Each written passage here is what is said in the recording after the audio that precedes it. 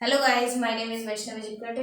तो अब हम आज हमारा टॉपिक का सेकंड पार्ट शुरू होने जा रहा है। सेकंड पार्ट मतलब हमने पहले पार्ट में यूजफुल ऑर्गेनिजम्स के बारे में पढ़ा था। यूजफुल ऑर्गेनिजम्स कौन से पढ़े थे हमने?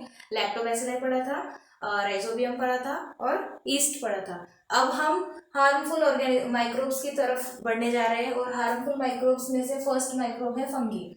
अब फंगी क्या होता है? फंगी देखो, हिंदी में हम इसे कवक कहते हैं और जैसे कि मैं मराठी हूँ तो मराठी में मैं बताना चाहूंगी, मराठी में इसे हम बुरशी कहते हैं। तो इस फंगी के बारे में हमें पढ़ना है। तो फंगी क्या होती है? तो देखो, microscopic spores are present in the air. ये जो फंगी के माइक्रोस्कोपिक स्पोर्स होते हैं ये एयर में प्रेजेंट होते हैं। अब आप बोलोगे ये स्पोर्स क्या होता है? तो स्पोर्स मतलब देखो, मैं ये स्पोर्स आपको एक पेड़ से समझाना चाहूंगी। देखो, एक पेड़ होता है, ठीक है? समझो ये एक पेड़ है, ठीक है? और पेड़ पेड़ किससे बनता है? सीड से बनता है। किससे? सीड, जिसे हम बीज कहते हैं, बीज से। तो उसी टाइप का देखो, उसी प्रकार ये जो फंगी है, फंगी किससे बनती है? स्पोर्स। फंगी के भी स्पोर्स होते हैं, इस तरह से फंगी के स्पोर्स होते हैं, ठीक है? और ये जो स्पोर्स है ये हमारी एयर में होते हैं। कहाँ? एयर में। Microscopic spores are present in air. अब माइक्रोस्कोपिक बोला है मतलब ये हमें अब हमारी खुली आंखों से दिखने वाले हैं क्या? नहीं, ये हमारी खुली आंखों से नहीं दिखेंगे। तो microscopic spores are present in air. Air में फंगी के माइक्रोस्कोपिक स्पोर्स प्रेजेंट होते हैं। इसके बाद देखो, if there is sufficient moisture spores germinate. अगर इन स्पोर्स को सफिशियंट मॉइस्चर मिल गया, मतलब थोड़ा सा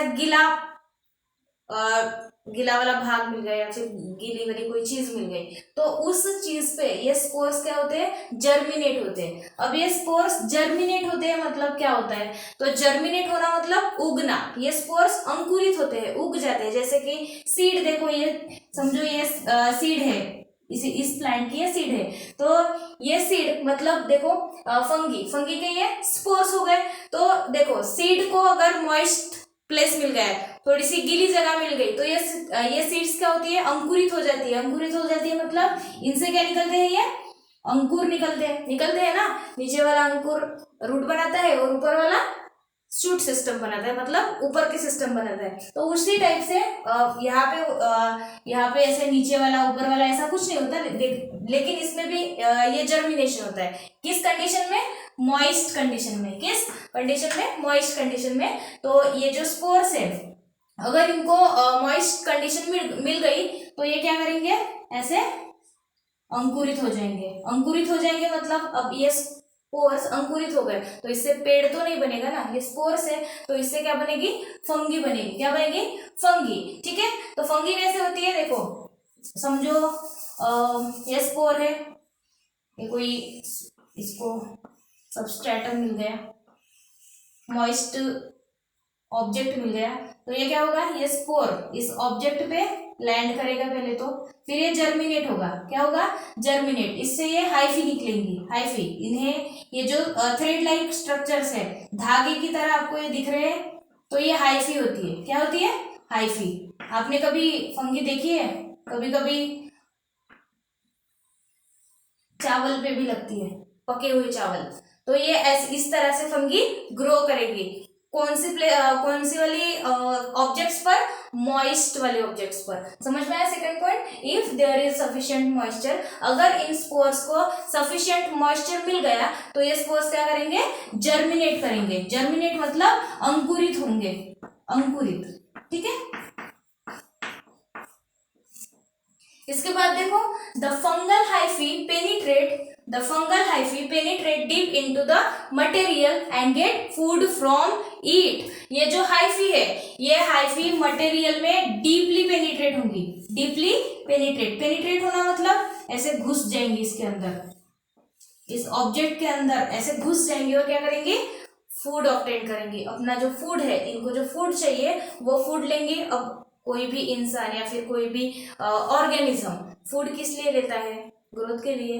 तो ये भी फूड लेके क्या होगी, इसकी ग्रोथ होगी और फिर बाद में रिप्रोडक्शन होगा, ये अपने जैसी और फंगिस तैयार करे मतलब तैयार करेंगे। ओके, इसके बाद देखो this cause material becomes week. किसी भी मटेरियल पर देखो, अब हम खाने की बात कर रहे थे, ये किसी भी गीले मटेरियल पर उग सकती है, जैसे कि वुड वुड पर भी ये, लकड़ी पर भी ये उगती है।